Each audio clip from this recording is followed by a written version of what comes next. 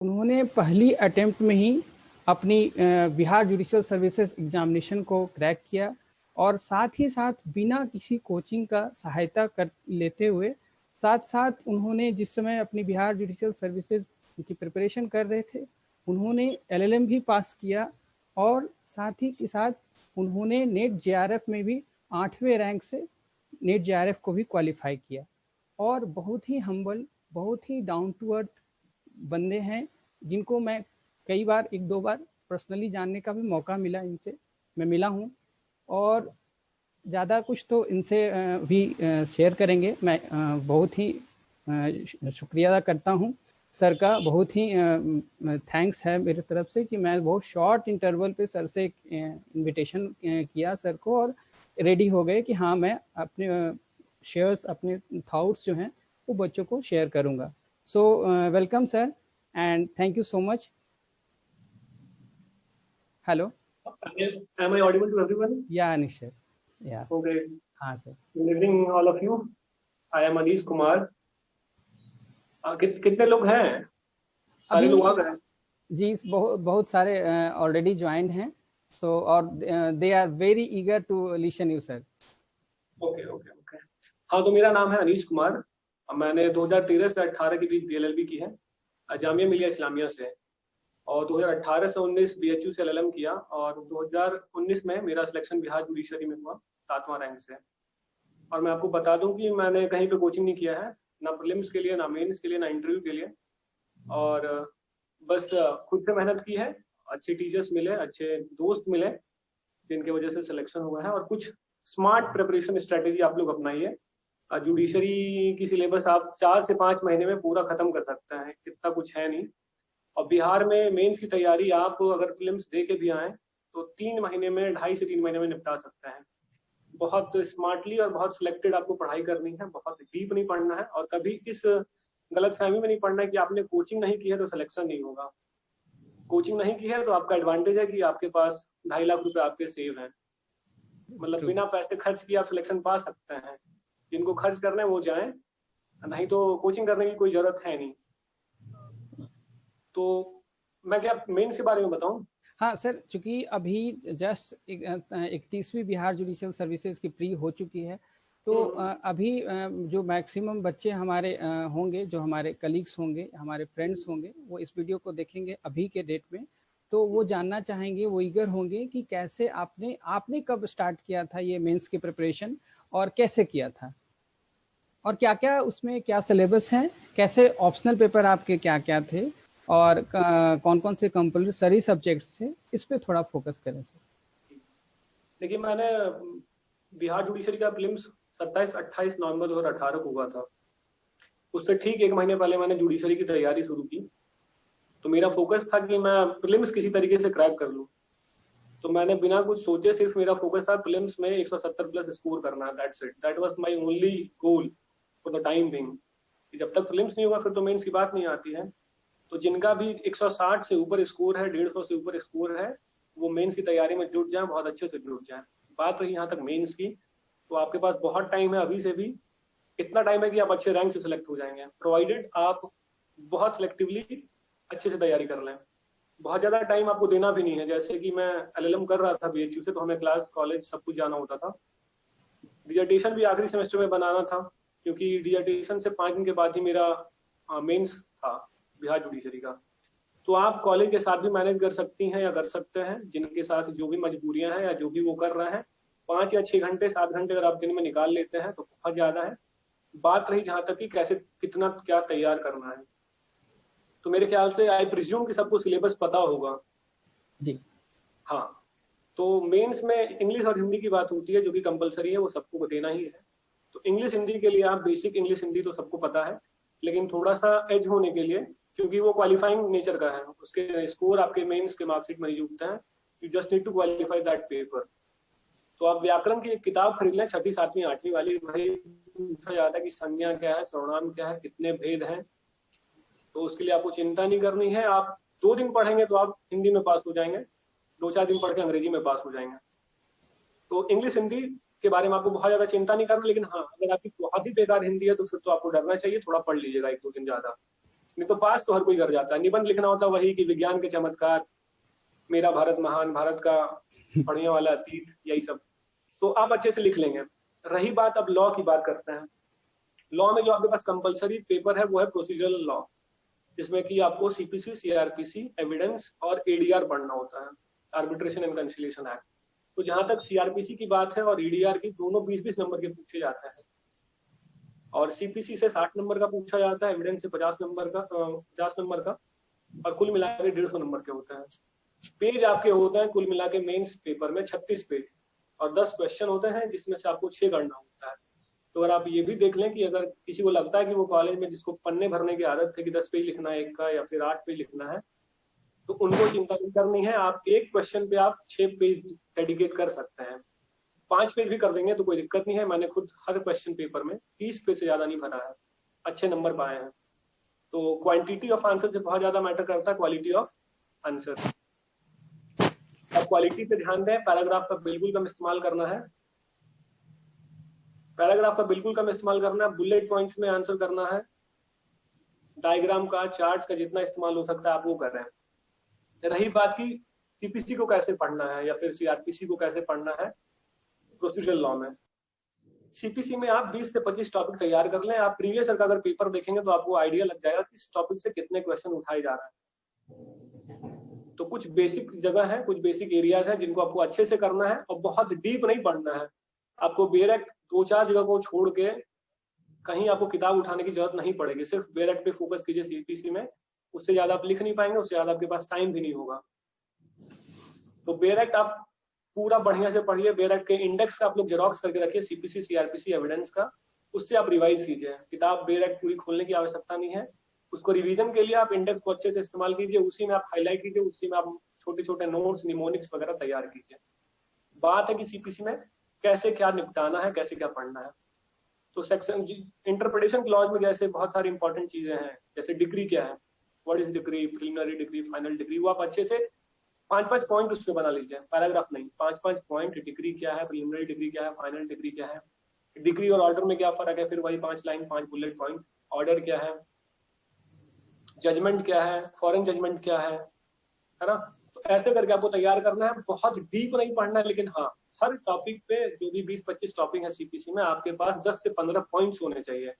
Exam में अगर वही पॉइंट आप अच्छे से लिख देंगे तो आपको बहुत अच्छे स्कोर मिलेंगे। प्लस कोई भी टॉपिक का आपको जानना है कि उसका अंडरलाइन प्रिंसिपल क्या है, क्यों वो सीपीसी में या सीआरपीसी में क्यों उसको इनकॉर्पोरेट किया गया है। जैसे मान के चलिए कि रेस जुडिकाटा पूछा जा रहा है आपसे, तो आपको पता होनी चाहिए कि रेस जुडिकाटा है क्या। रेस जुडिकाटा क्या कोई फॉरेन कंसेप्ट है या फिर इंडिया में भी वो कोई था। रेस जुडिकाटा क्या रोमन प्रिंसिपल है या इंडियन प्रिंसिपल में भी कहीं इसकी कोई गुंजाइश थी। तो रोमन लॉ है ये रेस जुडिकाटा का, लेकिन इंडिया में भी प्रांग न्याय का सिद्धांत था। तो आप जब रेस जुडिकाटा के बारे में लिखेंगे तो आप थोड़ा ये भी लिख दें कि इसका ओरिजिन कहाँ से हुआ है, प्रिंसिपल क्या है, किस बेसिस पे आधारित है, क्यों हमने इसको इनकॉर्पोरेट किया है, ऑब्जेक्टिव क्या है रेस जुडिकाटा का। तो बेयर प्रोविजन आप अच्छे से पढ़िए, लेकिन एक बात आप हमेशा ध्यान रखिए कि बेयर एक्ट सबको ही लिखेंगे। आपको अगर उनसे एज लेना है तो आपको अच्छे से उसका प्रिंसिपल जानना है, उसका एप्लीकेशन जानना है। बहुत ज्यादा नहीं, आपको बहुत ज्यादा एप्लीकेशन में नहीं घुसना है, बट 2 लाइन में 3 लाइन में आप एप्लीकेशन उसका लिखें कि भैया रेस जुडिकाटा है तो उसका ऑब्जेक्टिव क्या है, उसका एप्लीकेशन क्या है। 2-3 लाइन में इंट्रोडक्शन में लिख दीजिए कि रेस जुडिकाटा का लिटरल मीनिंग क्या होता है, ऑब्जेक्टिव उसका बता दीजिए, प्रिंसिपल जो जिस 3 प्रिंसिपल पे बेस्ड है रेस जुडिकाटा वो आप लिखते हैं। उसके बाद आ जाए कि भैया what are the essential of res judicata. Bare act का कोई सेक्शन आपको याद नहीं करना है, सेक्शन के सिर्फ आपको एसेंशियल इंग्रेडिएंट्स याद रखने हैं। कोई सेक्शन को पढ़ के रट के एकदम मगअप नहीं करना है। आपको पता होना चाहिए कि रेस जुडिकाटा क्या एसेंशियल कंपोनेंट्स हैं, उसको आप जानिए। वैसे ही बात है कि आपको कोई सीक्वेंस में एक्सप्लेनेशन याद नहीं रखना है कि एक्सप्लेनेशन 1 में क्या है, 2 में क्या है, 3 में क्या है, 4 में क्या है। आपको पता होना चाहिए कि एक्सप्लेनेशन का पर्पस है कि एक्सप्लेन करना है कुछ चीजों को, आपको वो ध्यान में रखना है। निमोनिक्स बना के एक्सप्लेनेशन अपने दिमाग में रखिए, that is more than sufficient. Basic बातें पता होनी चाहिए, डीप में बहुत जाने का कोई फायदा है नहीं, आप लिख नहीं पाएंगे। वैसे ही रेस जुडिकाटा हो गया, सब जुडिस हो गया, फॉरेन जजमेंट का भी इन्फोर्सिबल नहीं होता है, या इन्फोर्सिबल होता है तो उसका क्या प्रोविजन है इंडिया में। फिर वही है जुरिस्डिक्शन वाला सेक्शन 15 से 20। एग्जीक्यूशन में आपको पूरा का पूरा ऑर्डर नहीं पढ़ना है। एग्जीक्यूशन में भी कुछ चीजें हैं कि एग्जीक्यूशन कैसे होता है, कौन सी प्रॉपर्टी अटैच की जा सकती है एग्जीक्यूशन में, कौन सी प्रॉपर्टी अटैच नहीं होंगी, गार्निसी ऑर्डर क्या होता है, प्रिसेप्ट्स क्या होता है, उसके बारे में, प्रिसेप्ट्स के बारे में बहुत लोग केस लॉ वगैरह पढ़ लेते हैं। 10 पॉइंट प्रिसेप्ट्स को तैयार कीजिए, 10 पॉइंट गार्निसी ऑर्डर पे, उससे ज्यादा कुछ नहीं। वैसे ही पेयर एक्ट में जितनी चीजें हैं उसके अलावा 2-4 पॉइंट और ऐड कर लिए, इससे ज्यादा कुछ नहीं करना है। 144 जैसे वगैरह रेस्टिट्यूशन हो गया, इनहेरेंट पावर ऑफ कोर्ट, बहुत ज्यादा नहीं पढ़ना, लेकिन हाँ 10 से 15 पॉइंट उस पर तैयार करना है। सूट अगेंस्ट जो इंपॉर्टेंट सूट्स होता है, जैसे सूट अगेंस्ट माइनर हो गया, suit against indigent person, suit by और अगेंस्ट गवर्नमेंट, इंटरप्लीडर सूट क्या होता है। तो इन चीजों पे जो जो आप एक बार क्वेश्चन पेपर, प्रीवियस पेपर देख लेंगे तो आपका आइडिया लग जाएगा कि कहाँ से क्वेश्चन पूछे जा रहे हैं। उन्हीं क्वेश्चन वाले टॉपिक को आपको अच्छे से करना है, जिनकी संख्या 20 से 25 नहीं है ज्यादा। तो मतलब सीपीसी में आपको 20 से 25 बहुत अच्छे से करना है, जिसमें कि आपके 60 नंबर है तो आप 40 सिक्योर कर सकते हैं। बहुत डीप में नहीं पढ़ना है, बहुत ज्ञानी बनने के लिए नहीं पढ़ना है। परीक्षा आपको निकालना है, 20-25 क्वेश्चन पढ़ के हो जाएगा सीपीसी में, तो 20-25 से 26 नहीं करना है। 26 करने के चक्कर में आपका दूसरा छूट जाएगा। सीआरपीसी में भी आपको 4-5 टॉपिक अच्छे से करना है, क्योंकि 20 नंबर के ही क्वेश्चन पूछे जाएंगे और 4-5 टॉपिक से ही क्वेश्चन पूछे जाते हैं। जैसे अरेस्ट हो गया, बेल हो गया, अरेस्ट और बेल से पूछा जाता है, समन से पूछा जाएगा, वारंट से पूछा जाएगा, 3-4 तरीके के जो ट्रायल है कि भैया सेशन ट्रायल क्या है, वारंट ट्रायल क्या है, मजिस्ट्रियल ट्रायल क्या है, कंप्लेंट प्रोसीजर क्या है, एफआईआर क्या है। बस इतना आप तैयार कीजिए सीआरपीसी में। एविडेंस में वही कि आप प्रीवियस पेपर अच्छे से देखें। प्रीवियस पेपर देखने से पता चल जाएगा कि वहां पे 20-25 टॉपिक है, जिसपे आपको एक एक पन्ने का नोट्स बनाना है, उससे ज्यादा नहीं। एक एक पन्ने का नोट्स से कहने का मतलब है कि आपको वही ऑब्जेक्टिव पता होनी चाहिए, एप्लीकेशन पता होनी चाहिए, सेक्शन का एसेंशियल कंपोनेंट्स, बहुत ज्यादा केस लॉ नहीं लिखना है। अगर आप पूरे पेपर में 5 केस लॉ भी लिख के आ रहे हैं तो आप रैंक 1 लेके आ सकते हैं, प्रोवाइडेड आपने अच्छे से आंसर राइटिंग करी हो। केस लॉ के चक्कर में बिल्कुल मत पड़िए, अनलेस एंड अनटिल आपको केस लॉ से ही क्वेश्चन पूछा जा रहा हो, जिसकी संभावनाएं बहुत कम होती है। और अगर आप वो छोड़ भी देंगे तो आपका सिलेक्शन नहीं कटने वाला है। तो आप कंसेप्ट के पीछे भागिए, बिना मतलब की इंफॉर्मेशन के पीछे मत भागे। जो चीजें पूछी जा रही है, जैसे plea of alibi, plea of alibi पे एक आदमी को 10 केस भी याद रह सकता है, एक आदमी को एक केस भी याद नहीं रहेगा। लेकिन हो सकता है कि जिसको 10 केस याद हो वो कुछ ना करके आया और वो सिलेक्ट होकर आ जाए। मैं उनमें से एक था। प्ली ऑफ एलिबाई हमें नहीं पता था, हमने लिखा, बेसिक आइडिया था कि प्ली ऑफ एलिबाई क्या है। तो जब आपको पता होगा बेसिक कंसेप्ट, और जब आप उसको एक होलसम व्यू में देखेंगे तो आप सिलेक्शन पा के आएंगे, गारंटीड है। इन्फॉर्मेशन कितना भी इकट्ठा कर लें, सिलेक्शन की वो गारंटी नहीं दे सकती है। तो इस बात को आप लोग ध्यान रखें कि इन्फॉर्मेशन के पीछे नहीं भागना है, कंसेप्ट बिल्डिंग करनी है। बेसिक कंसेप्ट, बहुत डीप नहीं, बेसिक कंसेप्ट, सिलेक्शन उतने से ही होगा। आप बहुत ज्यादा लिख नहीं पाएंगे। एक क्वेश्चन पे अगर आप 2.5-3 पन्ने भी लिख देंगे अच्छे से तो सिलेक्शन हो जाएगा। लेकिन कोशिश कीजिएगा कि 30 पन्ना लिख दे। 36 पेज का पर्चा होता है, 30 पन्ने तो कम से कम भर ही दें, क्योंकि पता नहीं कौन चेक कर रहा हो। 30 पन्ना तो कम से कम भर ही दीजिए। अगर दिमाग वाला होगा तो 25 पेज में भी आपको बहुत अच्छे नंबर दे देगा। कोशिश करना कि लिख दें, जब आपके पास टाइम है, पेज है, कलम तो होता ही है सबके पास, तो भर दें पेज। लेकिन क्वालिटी पे ध्यान देना है। पैराग्राफ पढ़ने वाला कोई नहीं है, और बहुत डीप बातें अगर आप लिख देंगे तो भी पढ़ने वाला कोई नहीं है। बुलेट पॉइंट को साफ साफ दिखना चाहिए कि आपने हाँ ये पॉइंट आपने इसमें लिखा है। बहुत डीप जाने की जरूरत नहीं है, पॉइंट्स को एक्सप्लेन करने की जरूरत नहीं है, क्योंकि अगर आप पॉइंट्स लिख रहे हैं तो उनको वो प्रिज्यूम करते हैं कि you are writing about any point, तो इसका मतलब कि आप उस पर 2 लाइन और जोड़ सकते हैं। तो आपको एग्जामिनर को ये दिखाना है कि आपको मल्टी डायमेंशनल एंगल पता है किसी भी क्वेश्चन का, आप चीजों को 2-4-360 डिग्री से देख रहे हैं, वो आपको दिखाना है। ना कि सिर्फ एक चीज के बारे में, किसी एक पॉइंट के बारे में आपने पूरा पीएचडी कर रखी है, उससे कोई इसको फर्क नहीं पड़ेगा, सिलेक्शन कभी नहीं होगा। आपको दिखाना है कि एक चीज के बारे में आपको 4-5 एंगल से आप देख सकते हैं, विक्टिम के पर्सपेक्टिव से, अक्यूज के पर्सपेक्टिव से, स्टेट के पर्सपेक्टिव से। तो वैसे देखना है। किसी भी क्वेश्चन का आंसर आपको 3-4 कंपोनेंट्स में करना है। मेरा फोकस ज्यादा आंसर राइटिंग पे इसलिए रहेगा क्योंकि कंसेप्ट हर किसी के पास है। जो भी मेंस लिख रहा है, मैं प्रिज्यूम करता हूँ कि उनको बेसिक कुछ ना कुछ पता ही होता है। आंसर राइटिंग पे बहुत ज्यादा फोकस करें। आंसर राइटिंग में आपके आंसर में कंपोनेंट साफ साफ होने चाहिए कि अगर क्वेश्चन कोई भी पूछा जा रहा है तो आप उसको अच्छे से इंट्रोड्यूस करें। बहुत लंबा नहीं, ब्रीफ में 1-2 बुलेट पॉइंट्स में इंट्रोड्यूस करें, दैट्स इट। बहुत आपको अम्बेडकर टाइप का नहीं लिख देना है कि हाँ अम्बेडकर साहब ने ये कहा था। दिखना चाहिए कि आप भैया रूबरू करा रहे हैं, आप टॉपिक से, अपने आंसर से आप रूबरू करा रहे हैं एग्जामिनर को। अम्बेडकर नहीं बनना है, आपसे अपेक्षा भी नहीं कि आप अम्बेडकर बने या नेहरू बने। अगर आपको कॉन्स्टिट्यूएंट असेंबली डिबेट की बातें याद नहीं आ रही है तो कुछ मौलिक बातें जो आपको याद हो वो लिखें। उसके बाद आई इंट्रोडक्शन के बाद कि जिस टॉपिक का रेलिवेंस क्या है आज के टाइम में, उसका कॉन्स्टिट्यूशनल रेलिवेंस कह सकते हैं, सोशल रेलिवेंस कह सकते हैं, उस रेलिवेंसी को दिखाना कि अगर ये टॉपिक हमसे पूछा जा रहा है उसका रेलिवेंस क्या है आज के टाइम पे, आपके सब्जेक्ट से क्या रेलिवेंस है, तो आप ऑब्जेक्टिव बता दें, उसका रैशनल बता दें, प्रिंसिपल बता दें। अगर आपको कोई डेटा पता हो तो वो भी बता सकते हैं। जैसे अगर मान के चलिए आ गई कि स्पीडी ट्रायल के बारे में, अगर क्वेश्चन स्पीडी ट्रायल पे है या फेयर ट्रायल पे है सीआरपीसी में, तो आप डेटा लेते हैं ट्रायल पर, आप न्यूज़पेपर पढ़ती हैं या पढ़ते हैं तो आपको पता होगा कि हमारे यहाँ सबसे ज्यादा पेंडेंसी ऑफ केसेस हैं, जजेस टू पॉपुलेशन रेशियो बहुत ज्यादा कम है, मतलब 1 लाख पे 2 या 3 जज हैं हमारे यहाँ, जो कि औसतन 10-12 होने चाहिए। तो इस केस में स्पीडी ट्रायल तो बहुत अनिवार्य है। वो कैसे होगा, उसके 2-4 तरीके हैं कि बढ़िया से इन्वेस्टिगेशन हो, बढ़िया से और भी चीजें होनी चाहिए। प्ली बार्गेनिंग का हम लोग इस्तेमाल कर सकते हैं। तो डेटा का आप लोग भरपूर यूज करें, अगर जो भी डेटा आ रहा है तो आंसर में आप वो डालें। अगर सीआरपीसी में अरेस्ट से रिलेटेड कोई बात हो तो आप ये बताएं कि हमारे यहाँ कितनी अंडर ट्रायल जो है बिजनेस में है। तो ऐसा नहीं कि धड़ल्ले से अरेस्ट करना है और धड़ल्ले से उनको जेल में फेंक देना है। अरेस्ट और बेल की बात हो तो आप ये बिल्कुल दिखा दें कि भैया बेल क्यों देंगे, क्योंकि हमारे यहाँ प्रिजन की हालत बहुत बुरी है, बहुत ज्यादा इनमेट्स हैं जेल में जिनको कि हम सब कुछ डिनाई कर रहे हैं, उनकी हेल्थ फैसिलिटीज हम उनको नहीं दे पाते हैं, बढ़िया से खाते पीते नहीं है जेल में। तो जेल में डाल देंगे तो ऐसे भी प्रोडक्टिविटी कम ही होगी। तो अगर आपके पास डेटा की डेटा भी नहीं हो तो कम से कम इतनी तो जानकारी होनी चाहिए कि हमारे यहाँ अंडर ट्रायल्स बहुत ज्यादा है, half of the inmates in jail are under trials.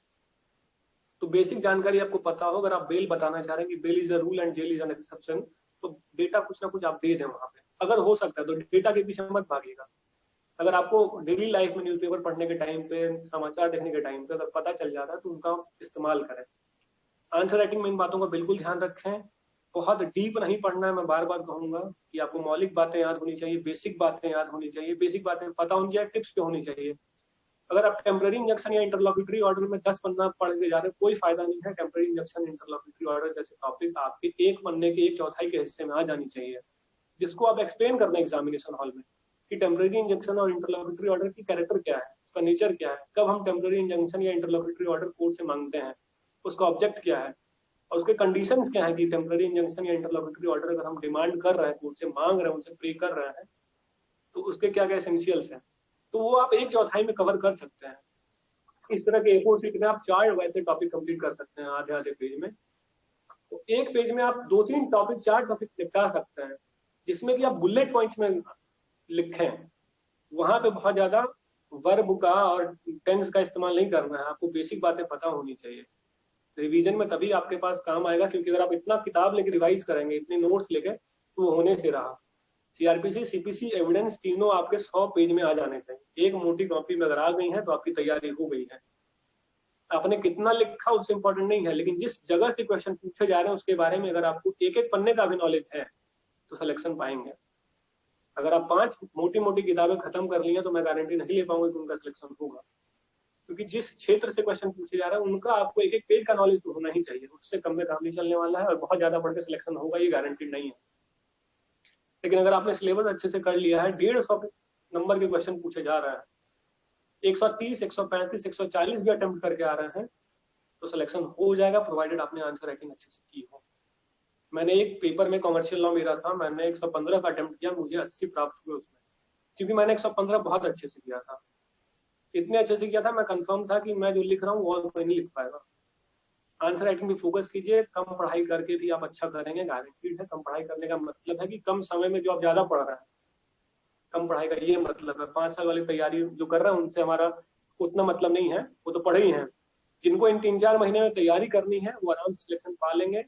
आपके सामने एग्जाम्पल है, बहुत ज्ञानी नहीं है, बहुत कम पढ़ के सिलेक्शन पाए हैं, तरीका बता रहे हैं आपको कैसे सिलेक्ट हो जाएंगे बिना कोई कोचिंग वोचिंग के। बहुत लोग डरा है कि भैया राहुल जाओ, एम्बिशन जाओ, कहीं कुछ नहीं होने वाला, सिलेक्शन पाने वाले अपने घर से पाएंगे। मौलिक बातों का ध्यान रखिए, किसी भी टॉपिक की मौलिक बातें आपको याद होनी चाहिए, बहुत डीप में नहीं, बहुत सुपरफिशियल भी नहीं। एवरेज तैयारी करनी है, हर टॉपिक पे थोड़ा थोड़ा नॉलेज रखना है जो कि आप लिख पाए। तो लिखने का प्रयास जिनका नहीं है वो लिखने की कोशिश बहुत करें, बहुत ज्यादा प्रैक्टिस करें। हैंड राइटिंग जिनकी अच्छी है तो वो 10 नंबर अपना जोड़ लें, जिनकी हैंड राइटिंग खराब है वो थोड़ा मेहनत कर ले हैंड राइटिंग पे, क्योंकि वही आईना है, वही आपकी चीजें वहां दिखेंगी कि हाँ, हैंड राइटिंग से आपके बारे में पता चलता है। साइकोलॉजी यही कहती है कि आपकी हैंड राइटिंग अगर अच्छी है तो आप थोड़े से अरेंज माने जाते हैं कि आपका अरेंजमेंट है लाइफ में, आपके अलाइनमेंट्स न्यूरॉन्स के ठीक है। हैंड राइटिंग पे भी थोड़ा ध्यान दें। पेपर लिखने के टाइम पे गैपिंग का पूरा पूरा ध्यान देंगे। ऐसा ना हो कि आपको एक आंसर खत्म हुआ, दूसरा आंसर वहीं से स्टार्ट हो गया, तो पता चला कि दो आंसर के नंबर आपको एक ही जगह मिल गए। तो दिख जाना चाहिए कि यहाँ से दूसरा क्वेश्चन शुरू हो रहा है, दूसरा आंसर शुरू हो रहा है, वो थोड़ा डिमार्केट कर रहे हैं। बेसिक बातें यही सब है। हेडिंग सब हेडिंग डालें अपने आंसर में, बॉक्स में डालें। जैसे मीनिंग लिखना है आपको किसी भी टॉपिक का, तो मीनिंग उसको बॉक्स में डालिए, जैसे ऐसे।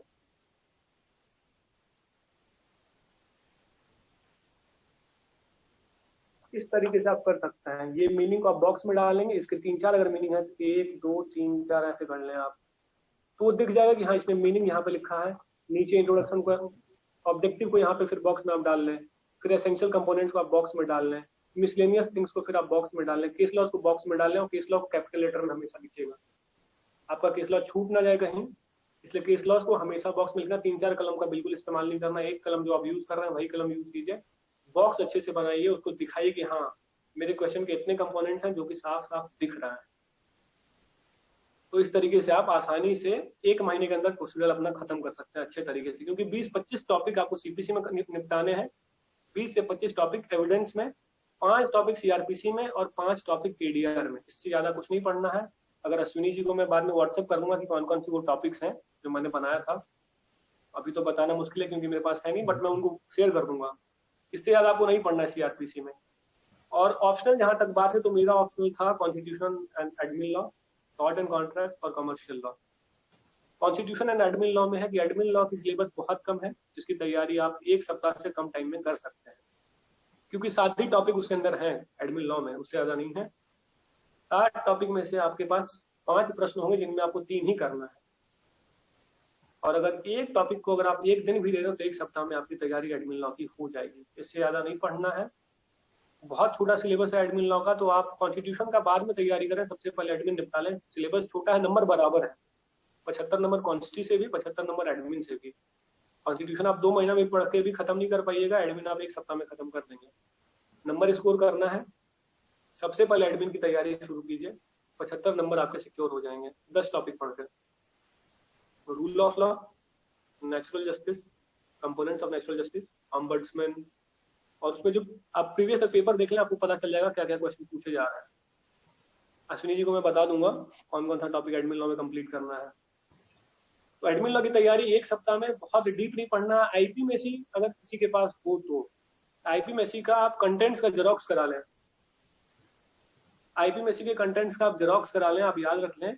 और उसमें पूरे कंपोनेंट्स दिए गए हर टॉपिक के, रूल ऑफ लॉ के, नेचुरल जस्टिस के, ऑडियो अल्टरम पार्टम के, उन्हीं कंपोनेंट्स को याद रखना है और उन्हीं कंपोनेंट्स को 2-2 लाइन लिख लेंगे, तो आपका नोट्स कंप्लीट हो जाएगा। जेरोक्स का ही नोट्स बना लें आप, वो कंटेंट का जेरोक्स का नोट्स बना लीजिए, दैट्स इट। बेसिक पढ़ लेना है, नोट्स नहीं बनाना उसमें। कंटेंट्स का आप जेरोक्स कराइए, जो इंडेक्स होता है हर किताब का, उसका जेरोक्स कराइए। उसी टॉपिक में बहुत अच्छे से कंपोनेंट्स दिया गया है उसमें, तो उसका जेरोक्स करा के रखिए। आपका सबसे बढ़िया रिवीजन वहीं से होगा। बहुत ज्यादा केस लॉ नहीं पढ़ना है, मैं बार बार बोलूंगा। 2-4 इंपॉर्टेंट केस लॉ है हर सब्जेक्ट में, बहुत केस लॉ पे नहीं आना है, कंसेप्ट पे जाना है। कंसेप्चुअल क्लैरिटी होनी चाहिए, 10 पॉइंट पता होने चाहिए हर टॉपिक के बारे में, मिनिमम 10 पॉइंट्स। उस पर आप पूरा क्वेश्चन चाहे जहां से भी आए, ईट आपके पास अगर 10 है तो आप घर बना लेंगे। जैसा भी क्वेश्चन आए आपको तोड़ के मड़ोड़ के उसी से लिखना है। तो 10 पॉइंट पे आप लोग फोकस कीजिए, 10 बुलेट पॉइंट्स अच्छे से हो, 20 बुलेट पॉइंट्स हो। सेक्शन नहीं याद है, बेरग की बातें याद नहीं है, उसको हटा के फेंकिए, कोई जरूरी नहीं है। बेसिक आपको पता होनी चाहिए। सेक्शन याद है, वेल एंड गुड, गलत सेक्शन मत लिख दीजिएगा। लेकिन अगर आपको पता है कि क्या टॉपिक से क्वेश्चन पूछा जा रहा है, उस टॉपिक के बारे में अगर आपको जानकारी है, नंबर अच्छा पाएंगे। अच्छे से लिख देंगे, प्रेजेंटेशन अगर आपकी अच्छी है, नंबर अच्छा पाएंगे। जब आप लिख सकते हैं अच्छे से, तो वो उसको पता है कि भैया एक सेक्शन याद करने में कितना टाइम जाता। ह्यूमन माइंड है, थोड़ी बहुत गलतियां करता है, गलत सेक्शन ना लिखते हैं, बरगलाना नहीं है किसी को। कॉन्स्टिट्यूशन में आपको वही 20-25 टॉपिक फिर से तैयार करना है। तो क्वेश्चन जो सबसे ज्यादा कॉन्स्टिट्यूशन में पूछे जाते हैं, वो पूछे जाते हैं आपके फंडामेंटल राइट्स वाले पोर्शन से, starting from the state. Article 12 आप अच्छे से पढ़िए, स्टेट का डेफिनेशन कैसे चेंज हुआ है 1947 से लेकर अभी तक का। स्टेट की डेफिनेशन की जो मीनिंग बढ़ी है वो कैसे बढ़ी है वो देख लें। बहुत ज्यादा नहीं, 1 पन्ने का उसमें भी नोट्स बनाना है। 4-5 इंपॉर्टेंट केस लॉस हैं। राजस्थान इलेक्ट्रिसिटी बोर्ड हो गया, आरडी सेट्टी, अजय हाशिया वर्सेस खालिद मुजीब, जी टेलीफिल्म्स वाला केस, 4 केस लॉ अगर आपको अच्छे से याद है, उसके गाइडलाइंस याद है, 12 खत्म। आर्टिकल 13 पे आइए, तो आर्टिकल 13 में आपको पता होना चाहिए कि लॉ और लॉस में क्या फर्क है। द वर्ड लॉ और लॉज में क्या फर्क है, इसको जान लीजिए कि लॉ एक बेसिक बात करता है फंडामेंटल लॉ के बारे में, लॉस प्लूरल वर्ड यूज है, तो इसका मतलब बहुत सारे स्टैट्यूटरी लॉज जो है हमारे यहाँ, और लॉ एक फिलोसॉफिकल सेंस में वर्ड यूज हुआ है। फैमिली लॉ का मतलब क्या है, पर्सनल लॉज क्या है, वो देख लें। बहुत सारे डॉक्ट्रिन है आर्टिकल 13 में, बहुत इंपॉर्टेंट है वो डॉक्ट्रिन, अच्छे से आप उसको पढ़िए, उन डॉक्ट्रिन को अच्छे से पढ़िए, उनसे क्वेश्चन पूछे जाते हैं आर्टिकल 13 से। आर्टिकल 14 में आपको थोड़ा मेहनत करना पड़ेगा, थोड़ा वो बड़ा सा लेंथी टॉपिक है। आर्टिकल 14 से भी क्वेश्चन पूछे जाते हैं बार बार, हर बार। Equality is a dynamic concept, it can not be kept cribbed and confined into doctrinaire limits explain, ऐसे करके। तो आर्टिकल 14 अच्छे से पढ़िए। 15-16 रिजर्वेशन से रिलेटेड है, तो बहुत इंटरेस्टिंग टॉपिक है, आप लोग ध्यान से पढ़ेंगे, आगे भी काम आएगा। फिर आई बात तो 17-18 छोड़ दीजिए, सीधे 19 पे आइए। आर्टिकल 19 में आप अच्छे से 19(1)A और 19(1)G पढ़िएगा। आर्टिकल 20 और 22 को साथ साथ पढ़ें, 2 पन्ने का नोट्स होना चाहिए आर्टिकल 20 और 22 के लिए, उससे ज्यादा कुछ नहीं। आर्टिकल 21 आप अच्छे से पढ़ लें, उससे क्वेश्चन पूछे जाते हैं, और आर्टिकल 21 का उपयोग आप सीआरपीसी से लेके हर सब्जेक्ट में कर सकते हैं। अगर इंग्लिश के निबंध वाले पेपर में कर सकते हैं, हिंदी के निबंध वाले पेपर में कर देंगे।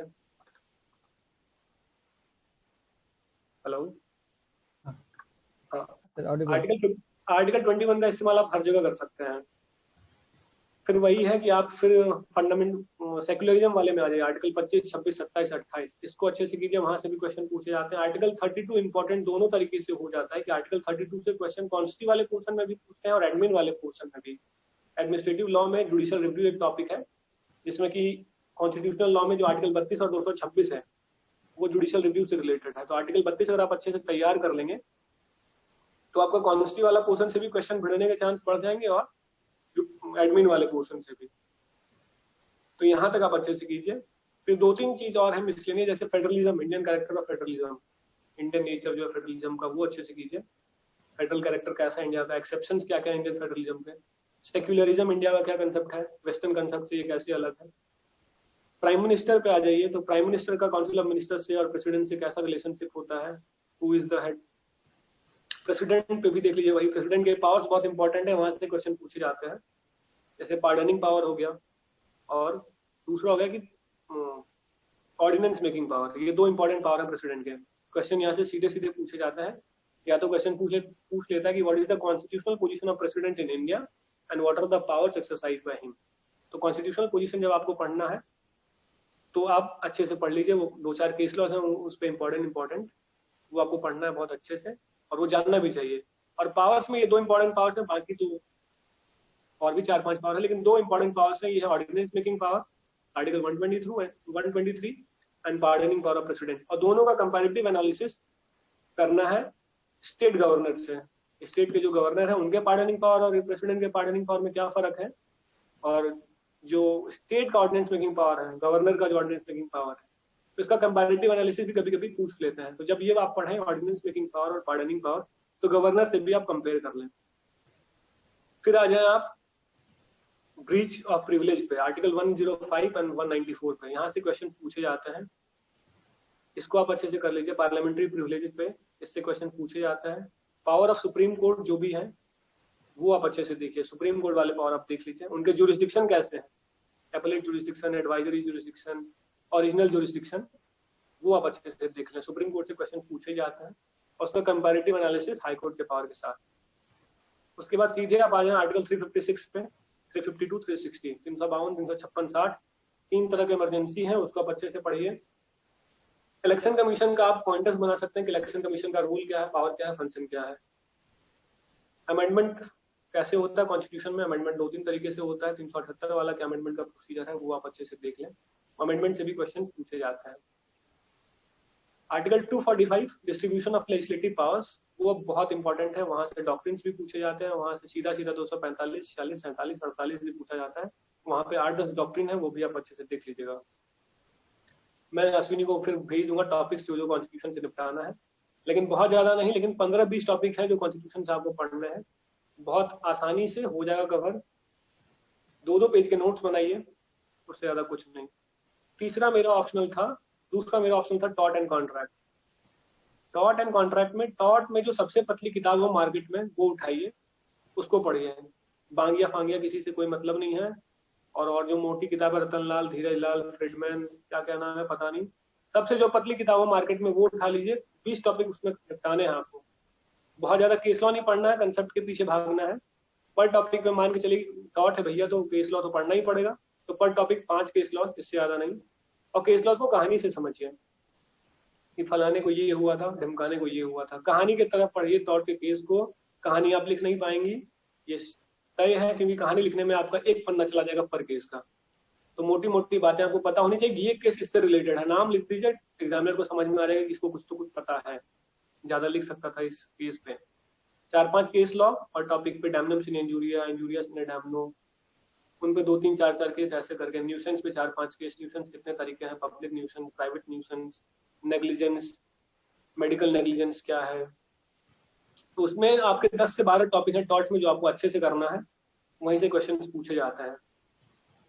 10 क्वेश्चन उसमें भी होते हैं टॉर्च कॉन्ट्रैक्ट में भी, उसमें आपको 6 ही करने हैं। 5 क्वेश्चन होते हैं टॉर्च से, 5 क्वेश्चन कॉन्ट्रैक्ट से। जहां तक बात कॉन्ट्रैक्ट एक्ट की है तो बेयर एक्ट को अच्छे से पढ़िए, सिलेक्शन वहां से हो जाएगा। कॉन्ट्रैक्ट में सेक्शन 1 से लेकर सेक्शन 2 इंटरप्रिटेशन क्लॉज से लेकर सेक्शन 30 तक आपको केस लॉ थोड़ा पढ़ना पड़ेगा, वो आप पढ़ लें। सेक्शन 30 से लेकर आप जहां तक पढ़ना चाहें वो सिर्फ बेयर एक्ट है। बेयर एक्ट के अलावा कॉन्ट्रैक्ट में कुछ नहीं पढ़ना है। सेक्शन 30 के बाद 2-4 जगह पे केस लॉज अगर आप पढ़ना चाहें तो पढ़ लें, नहीं तो केस लॉज आप बेयर एक्ट आप अच्छे से पढ़िए। केस लॉज की बहुत ज्यादा आवश्यकता नहीं होती सेक्शन 30 के बाद। टॉपिक्स आप प्रीवियस ईयर पेपर देखेंगे तो आपके सामने सीधा सीधा दिख के आ जाएगा कहाँ से क्वेश्चन पूछे जा रहा है। सीधा सीधा लगेगा ऑफर एंड एक्सेप्टेंस से क्वेश्चन पूछे जा रहा है कि what is offer, what is acceptance, कब कंप्लीट होता है ऑफर, कब कंप्लीट होता है एक्सेप्टेंस। वैसे ही जो फ्री कंसेंट क्या है, कंसेंट कब खराब होता है, विशेड कब होता है कंसेंट, तो ये सब देख लेना है। अनड्यू इन्फ्लुएंस क्या है, कोवर्जन क्या है, ये अच्छे से आप देख लें। तीसरा मेरा ऑप्शनल कमर्शियल लॉ था जिसमें कि 4 सब्जेक्ट है, sale of goods, partnership, company law और नेगोशिएबल इंस्ट्रूमेंट्स। यहाँ पे क्या है, इसमें थोड़ा ये आप रिस्क लेके खेल सकते हैं कमर्शियल लॉ में, जैसा मैंने किया था। मैंने कंपनी लॉ का पोर्शन मैंने छोड़ दिया था क्योंकि हमें लग रहा था टाइम मेरे पास कम है, तो मैं 3 जो सब्जेक्ट हैं वो अच्छे से कर लेता हूँ। वो गलती आप लोग नहीं कीजिएगा। 5 टॉपिक आप तैयार कीजिए कंपनी लॉ से। 5 टॉपिक कंपनी लॉ से कीजिए, उसी से क्वेश्चन आ जाते हैं कि प्रोस्पेक्टस क्या है, मेमोरेंडम क्या है, ऑब्जेक्ट क्लॉज क्या है, वाइंडिंग अप कैसे होती है कंपनी की, बोर्ड ऑफ डायरेक्टर्स क्या है। ये 5 टॉपिक कीजिए आप बच्चे से। प्रोस्पेक्टस क्या होता है, 5 से 6 टॉपिक कीजिए कंपनी लॉ से। 2 से 3 क्वेश्चन यहाँ से आएंगे, इससे ज्यादा पूरे कंपनी लॉ से कहीं नहीं पूछा जाएगा। वाइंडिंग अप कैसे होगा, बोर्ड ऑफ डायरेक्टर्स क्या है, object clause, memorandum of association, prospectus और रजिस्ट्रेशन देखना है तो देख लीजिए। कंपनी की डेफिनेशन, कंपनी क्या है, कितने प्रकार की कंपनीज होती हैं, 2-3 केस उसमें इंपॉर्टेंट है, सोलोमन वर्सेस सोलोमन वाला, वो देख लीजिएगा। बाकी तीनों में बेयर एक्ट से ज्यादा कुछ नहीं पढ़ना है। सेल ऑफ गुड्स हो, चाहे पार्टनरशिप हो, चाहे नेगोशिएबल इंस्ट्रूमेंट्स, सिर्फ बेयर एक्ट और टॉपिक्स आपको पता है। 2-3 जगह पे अगर डॉक्ट्रिन कहीं पे यूज हुआ है, जैसे पार्टनरशिप में है डॉक्ट्रिन ऑफ होल्डिंग आउट, तो डॉक्ट्रिन ऑफ होल्डिंग आउट आप किताब से देख सकती हैं। बाकी सब जगह बेयर एक्ट, इलस्ट्रेशन ध्यान से पढ़ें, अब बेयर एक्ट ही पढ़ें सिर्फ, नेगोशिएबल इंस्ट्रूमेंट्स में, पार्टनरशिप में और सेल ऑफ गुड्स में।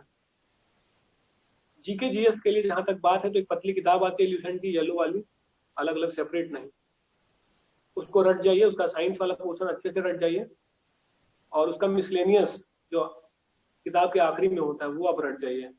जीके जीएस के लिए इससे ज्यादा नहीं पढ़ना है। करंट अफेयर्स के लिए एक हिंदी किताब आती है स्पीडी करंट अफेयर्स, 1 साल की इतनी कलेक्शन। विजन आईएएस वाला मत उठा लीजिएगा, वहां से कुछ पूछा जाएगा नहीं और वहां से उतना आपको पता होगा भी नहीं, क्योंकि तैयारी आपने जुडिशरी की है, आईएएस की तो की नहीं है। ना उतना आपसे पूछा जाएगा, ना उतना आपको जानना है। स्पीडी करंट अफेयर्स 1 लाइनर पूछा जाता है, कब कौन आया या कब आया, 26 जनवरी को कौन आने वाले हैं भारत, कौन से अतिथि होंगे, बहुत 1 लाइनर क्वेश्चन होते हैं करंट अफेयर्स में, उतना ही जानना है।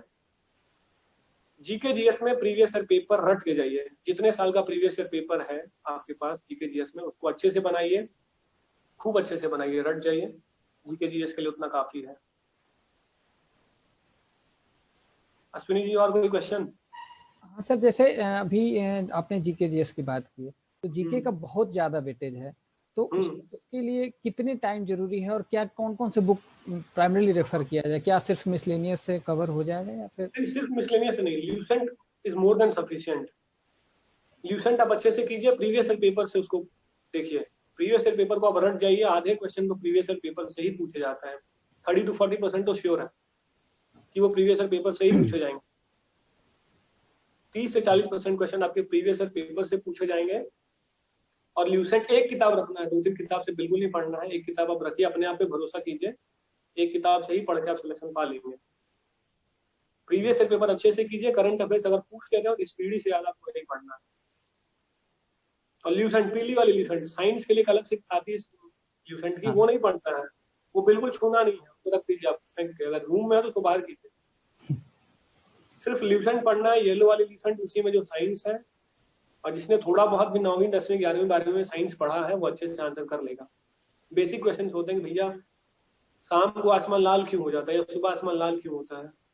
तो थोड़ा भी अगर आपने रिफ्लेक्शन ऑफ लाइट या डिफ्रेक्शन ऑफ लाइट कुछ भी पढ़ा है 9th 10th में तो आप लिख देंगे। ल्यूसेंट आप अच्छे से पढ़िए, जहां भी हो सकता है साइंस में वहां पे आप डायग्राम बनाने की कोशिश कीजिए। फिजिक्स केमिस्ट्री से क्वेश्चन आते हैं, अगर आपको कोई डायग्राम याद आ गया रिफ्लेक्शन ऑफ लाइट कैसे होता है तो आप स्लैब बना के रिफ्लेक्शन दिखा दीजिए कैसे रिफ्लेक्शन होता है। या डेजर्ट में मिराज फॉर्मेशन कैसे होता है तो वही है कि आप फिर से दिखा दीजिए total internal reflection of light कैसे होता है। डायमंड इतना चमकता क्यों है, again it is based on the total internal reflection of light. वो ऑप्टिकल फाइबर नेटवर्क में कैसे काम करता है optical fibre network, again it is based on total internal reflection of light. Periscope किस चीज पे बेस्ड है, पेरिस्कोप भी total internal reflection of light पे बेस्ड है। तो उसको सब जहां भी मौका मिले तो डायग्राम बनाइए, सिस्टमैटिक रिप्रेजेंटेशन कराइए और दिखाइए कि हाँ पढ़े लिखे लोग हैं आप। लॉ सिर्फ आपने पढ़ाई नहीं किया, साइंस भी आपको पता है। ल्यूसेंट से ज्यादा नहीं पढ़ना है, प्रीवियस ईयर पेपर का बहुत अच्छे से सॉल्व कीजिए, उसको रट जाइए प्रीवियस ईयर पेपर को जीके जीएस के लिए। सर यानी आपको ओके सर कंटिन्यू। मिसलेनियस बहुत अच्छे से पढ़िए ल्यूसेंट का, आखिरी में जो मिसलेनियस है उसको रट जाइए। जो इम्पोर्टेंट डेज है, इंडिपेंडेंस डे कब मनाया जाता है, तो खेल दिवस, डॉक्टर्स डे, इंजीनियर्स डे क्यों मनाया जाता है, सब लिखा होता है, वो आप अच्छे से देख लें। किताबें कौन कौन सी, मुंशी प्रेमचंद ने कौन कौन सी किताबें लिखी है, रविन्द्रनाथ टैगोर ने कौन कौन सी किताबें लिखी है, चार्ल्स डिकेंस ने कौन कौन सी किताबें लिखी है, तो बुक्स एंड ऑथर्स आप देख लें, डेट्स देख लें, पहले प्रधानमंत्री, पहले महिला प्रधानमंत्री, ऐसे करके क्वेश्चन आते हैं, वो सब आप अच्छे से कर लीजिए। मिसलेनियस बहुत अच्छे से कीजिए। हिस्ट्री आप देख लें, और हिस्ट्री में आप थोड़ा देख लें बिहार का हिस्ट्री, क्योंकि 10 नंबर के क्वेश्चन हिस्ट्री या ज्योग्राफी से पूछे जाते हैं जो कि बिहार के होता है। तो बिहार का आपको ज्योग्राफी थोड़ा बहुत पता होना चाहिए। बिहार के साउथ में झारखंड है, ऊपर नेपाल है, पूर्व में बंगाल है और पश्चिम में यूपी है। कहाँ कौन सी पहाड़ी है, कौन सा जंगल है, कैसी क्लाइमेट है यहाँ की, इतना तो पता ही होनी चाहिए। और हिस्ट्री में भी पता होनी चाहिए कि बिहार में क्या था, मगध जनपद, अंग जनपद। मगध जनपद तो हर किसी को पता है, क्योंकि वो सिर्फ बिहार की हिस्ट्री नहीं है, वो इंडिया की हिस्ट्री है। चंद्रगुप्त मौर्य, अशोका, बुद्धा, महावीर जैन। बुद्ध के बारे में, महावीर जैन के बारे में अगर 5-5 लाइन भी अगर आपको पता है तो आप लिख देंगे आंसर, क्योंकि सीधा पूछा जाता है कि what is the historical significance of Bihar, या इंडियन फ्रीडम मूवमेंट में बिहार का क्या रोल था, बिहार से कौन कौन से क्रांतिकारी थे, वीर कुंवर सिंह हो गए, सिद्धू कानू हो गए झारखंड के, अब जो अलग हो गया है, तिलका मांझी हो गए, उनका क्या रोल था, वो आप देख लें। बिहार का थोड़ा सा बेसिक हिस्ट्री, बेसिक ज्योग्राफी, बहुत डीप नहीं, ये जो इंपॉर्टेंट टॉपिक्स हैं, वैसे मौर्य डायनेस्टी थोड़ा बहुत, वो आप देख लें। यहाँ पे सीधे 10 नंबर के क्वेश्चन पूछे जाते हैं, पिछले बार भी पूछा गया था हिस्ट्री के, बिहार का कंट्रीब्यूशन फ्रीडम स्ट्रगल में। सर जैसे बहुत सारे मेरा नेक्स्ट क्वेश्चन रहेगा आपसे ये कि बच्चे ये हमेशा बोलते हैं मैं तो पढ़कर बहुत गया था या गई थी बट पूरे को लिख नहीं पाए, क्वेश्चन छूट जाते हैं, तो कैसे शॉर्ट और पूरे क्वेश्चन को अटेम्प्ट कर सके एटलीस्ट? तो देखिए सबसे पहले मेजर एक इशू परेशानी है, तो इस परेशानी से आप बचा जाए। अगर ये परेशानी है तो सिलेक्शन हो पाने के चांसेस बहुत कम है, क्योंकि क्वेश्चन कोशिश कीजिए कि अगर आपको आ रहा है तो सारे अटेम्प्ट करके आए। बहुत ज्यादा ज्ञानी बनने के चक्कर में मत पड़िए कि एक क्वेश्चन पे ही आप 10 पन्ना लिख दिए और आखिरी के क्वेश्चन के लिए आपके पास 2 पन्ना लिखने का भी टाइम नहीं मिला। नंबर सारे क्वेश्चन पे बराबर है, 25 नंबर एक क्वेश्चन के हैं। ऐसा नहीं कि आप उसमें 10 पेज लिख देंगे तो आपको 30 नंबर मिल जाएगा, मिलना वही आपको 15 या 14 नंबर है उस 25 नंबर में। तो आप ये कोशिश करेंगे, टाइम बांट ले, 6 क्वेश्चन तो लिखना ही है आप 3 घंटे में। अगर एक क्वेश्चन के पीछे आप आधे घंटे से ज्यादा टाइम ले रही हैं तो इसका मतलब है कि आप अगले क्वेश्चन का टाइम किल कर रही हैं। मतलब you are eating up your own marks. आप अपने नंबर खुद खा रही हैं अगर आप 30 नंबर से आधे 30 मिनट से ज्यादा टाइम किसी एक क्वेश्चन के लिखने में दे रही हैं तो, क्योंकि 3 ही घंटे हैं, 6 ही क्वेश्चन आपको करने हैं, एक क्वेश्चन पे बने 30 मिनट। अगर आपको एक क्वेश्चन नहीं आ रहा तो फिर तो आप 5 क्वेश्चन बहुत अच्छे से लिखिए। अगर आपको 125 ही अटेम्प्ट करना है, जैसे कि मेरा कंपनी लॉ में था, मैंने कंपनी लॉ छोड़ दिया था, कमर्शियल लॉ में मैंने सिर्फ 115 अटेम्प्ट किया, तो मेरा था कि हम बाकी सारे क्वेश्चन को बहुत अच्छे से अटेम्प्ट करें। तो बिल्कुल इस टाइम फ्रेम का बिल्कुल ध्यान रखिए कि आधे घंटे से ज्यादा एक क्वेश्चन को नहीं देना है, चाहे आप जितना लिखे उसमें, उससे कोई मतलब नहीं है, आधा घंटा ही दे उसमें। आधे घंटे में आप हो जाता है, 4-5 पेज आप तो लिख ही देते हैं, और जो नहीं लिख सकते वो अपनी स्पीड बढ़ाएं, प्रैक्टिस करें। लेकिन ये टाइम लिमिट बिल्कुल बांध के रखेंगे, 30 मिनट ही देना है क्वेश्चन को। तो जल्दी से 5 minute intro, 5 minute conclusion, 10 minute इधर चले गए, 20 मिनट में आप मेन बॉडी में आंसर लिखें। इंट्रो कंक्लूजन लिखने से एक अच्छा इफेक्ट पड़ता है एग्जामिनर पे, आपके बारे में एक अच्छा इमेज प्रोड्यूस होता है कि हाँ इसको कायदे से पता है टॉपिक के बारे में। तो 5 minute intro, 5 minute conclusion, 20 minute जो है वो आप मेन बॉडी में दे दें। और कोई क्वेश्चन? हाँ सर, ये मेरा एक क्वेश्चन रहेगा आपसे कि मैक्सिमम बच्चे ये बोलते हैं कि मैं स्टडी आवर्स जो होते हैं मेरा कम है, या फिर कितने आवर्स जरूरी है। जैसे अभी अब बहुत कम दिन बचे हैं मेंस के लिए, हम मेरा देखा जाए तो 60 दिन 50 दिन में मेंस अब होगा, तो कितने इतने कम समय में कितने घंटे पढ़ें तो उनका रिजल्ट एटलीस्ट श्योर तो नहीं कर सकते, लेकिन हाँ वो रिजल्ट में है। रिजल्ट में आना तो फिर तो घंटे आपको गिनने नहीं चाहिए। हाँ हाँ सही सही। पहली बात। दूसरी बात, अगर आपने बीएलएलबी के दौरान या एलएलएम के दौरान थोड़ी भी पढ़ाई की है तो आप 4-5-6 घंटे 7 घंटे पढ़ के कर सकते हैं।